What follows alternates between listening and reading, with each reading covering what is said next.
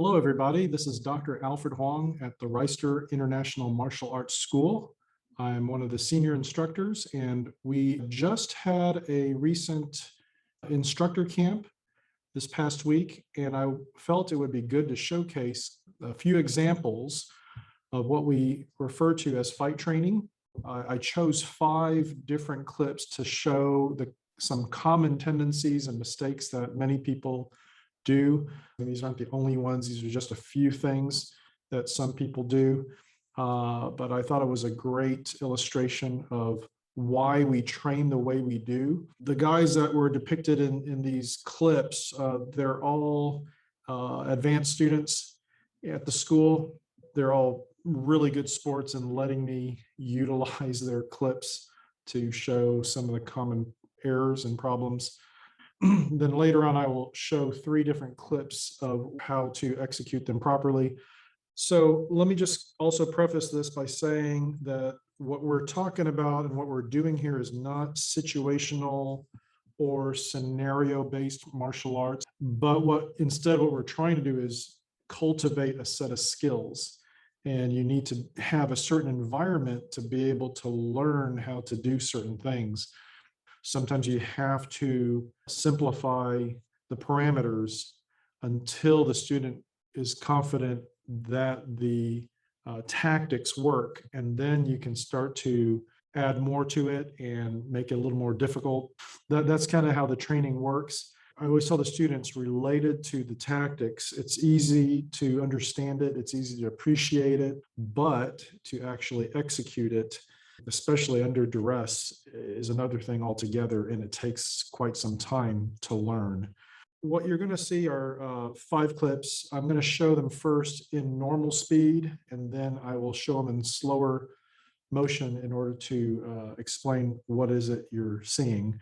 In order to appreciate some of the tactics requires some prerequisite knowledge that I'm not going to be able to cover in this video. Things like what is a fighting measure, knowing what it is to distance pace, to put yourself in a position where you do not have to address the weapon. These are some things that you need to have a part of you in order to appreciate the tactics. Part of the seminar also included some advanced fighting concepts. And again, the purpose of this video isn't to go over all those points. The condition or the environment that we're training here is you're having 2 attackers. They're both in the facing position, pretty much in middle range, imminent type of confrontation. The opponent on the student's left side will attack first with a single direct attack. The student's right side will attack immediately afterwards. So it'll be like a 1-2 attack. The feeders are asked to commit to the attack, not to do any trickery yet or fakes.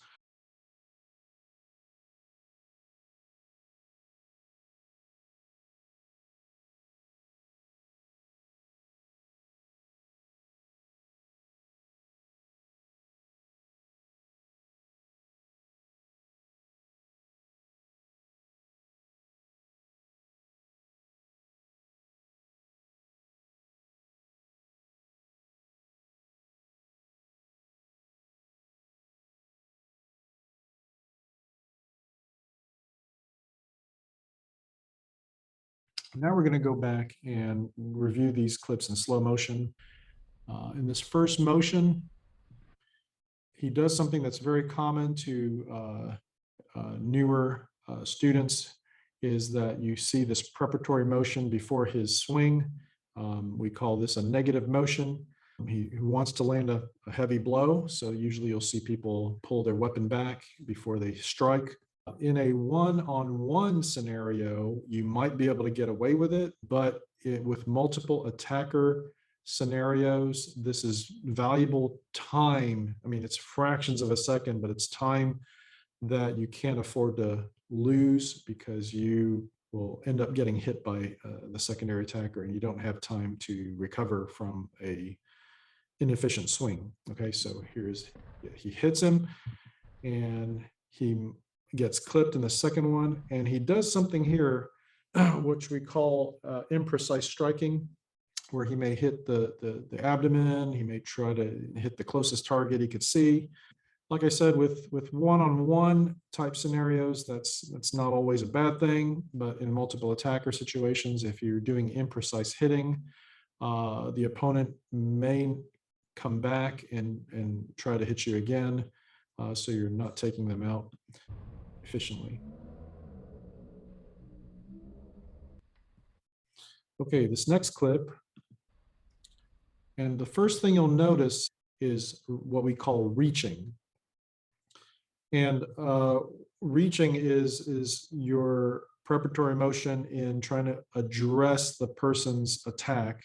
So the problem with reaching is it usually is a sign of bad position. Usually you're under a little bit more stress.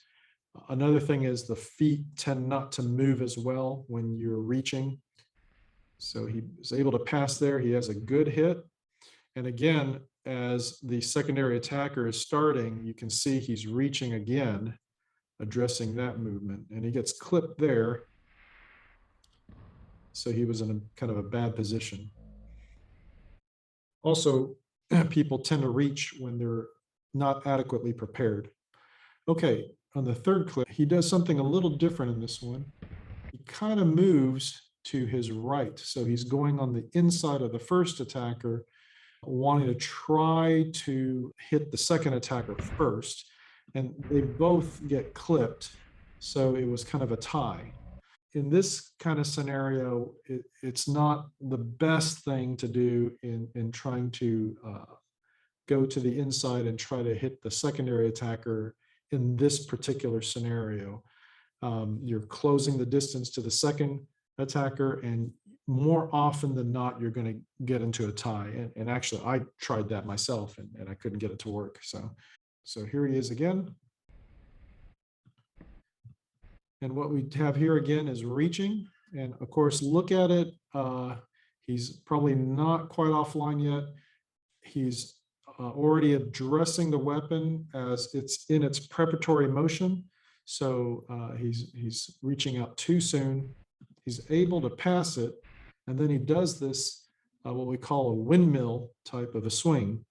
So he's able to land a hard blow, but the secondary guy is already coming, and he clips him there as he's receiving that blow. So he ends up having a tie. Now, if you imagine, instead of being soft sticks, if these were machetes or swords or blades, that doesn't really bode too well for you. So as he's coming in, I want you to pay attention to a couple of things. Number one, he does the reaching again. He cocks his weapon back, but pay attention to this right foot.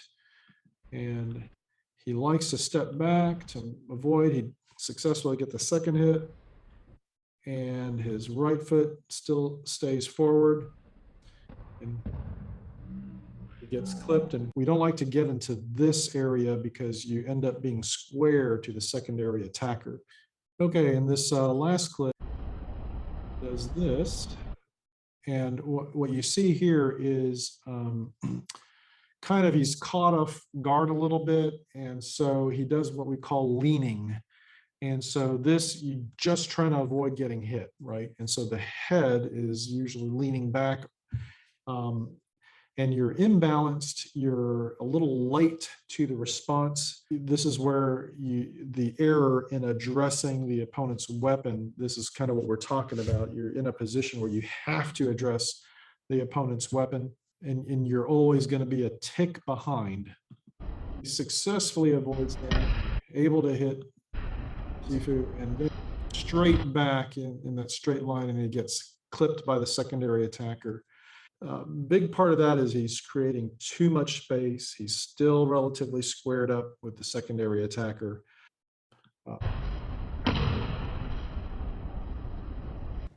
Okay, so I'm going to now show you 3 clips. I'll do it again in real time.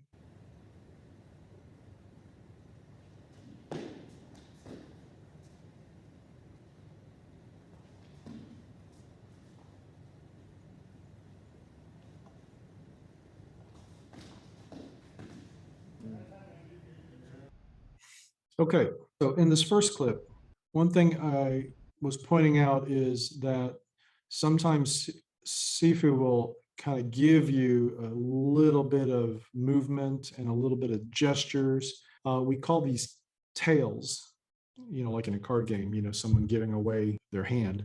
So if you can learn to pick up little cues, visual cues before the attack, then it kind of helps you to prepare so that when the attack comes, you're not caught off guard and you're not addressing the weapon.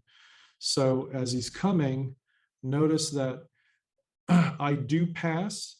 Now, in terms of my pass, it's timing wise, it's at the full extension of the first attacker's swing. He's already committed to that swing, so it becomes easier to address the secondary attacker. Watch my weapon hand. It's still pretty much at my center line. I'm not cocking it back. You're able to get a hit straight to the target. You want to get to the face, to the nose, to the eyes. For safety, I just tap his head. Here comes a secondary attacker.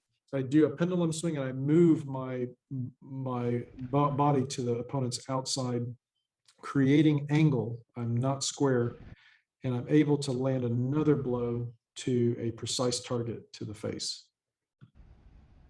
And I'm avoiding this area, kind of like no man's land. Okay, now in the second clip, if you watch again my right foot, we call this a pendulum motion, a pendulum swing. So I bring that right foot back. Again, I hit Sifu again with a precise strike. And the precise strikes don't have to be hard when you're training. I mean, speed and power can be added later, but if you can't do it when you're calm, then you definitely won't do it when you're stressed and under attack. So here, another thing is that you do not always have to answer everything that comes at you. And a lot of the tendencies of a lot of students is they feel like anytime someone swings, they have to do something, whether it's blocking or trying to hit the hand or trying to deflect it or reach for it, So in this case, I didn't feel like I had a good advantage to it. So sometimes it's just better just to let it go and not come back towards the opponent to close the distance again. That would be another tactical error. So I will actually disengage. And if the opponent decides to turn around and come back after me, then I would allow the opponent to close the gap and create another point of advantage for myself. Okay, in the third clip.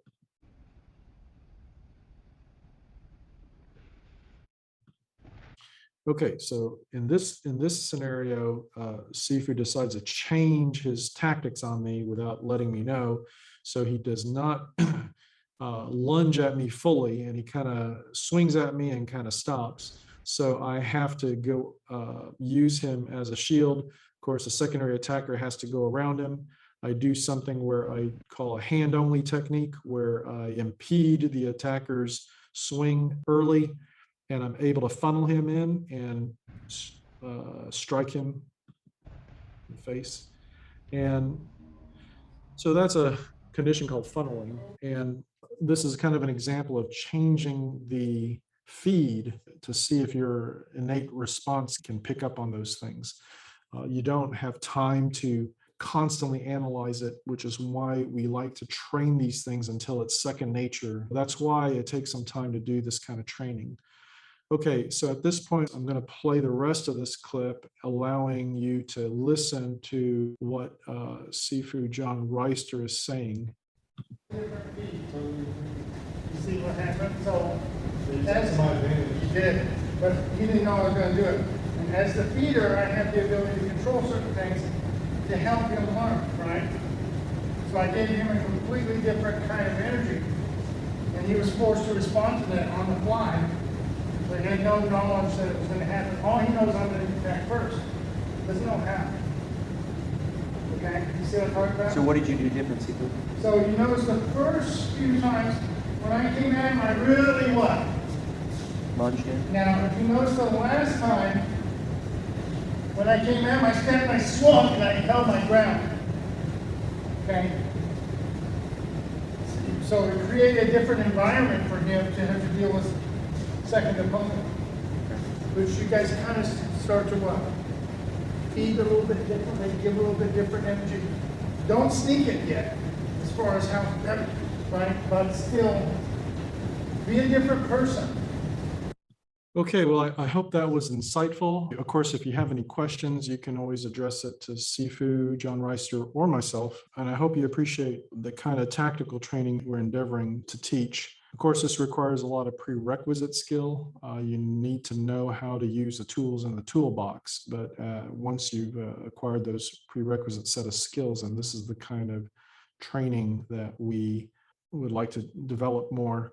So again, thanks for watching, and we'll see you next time.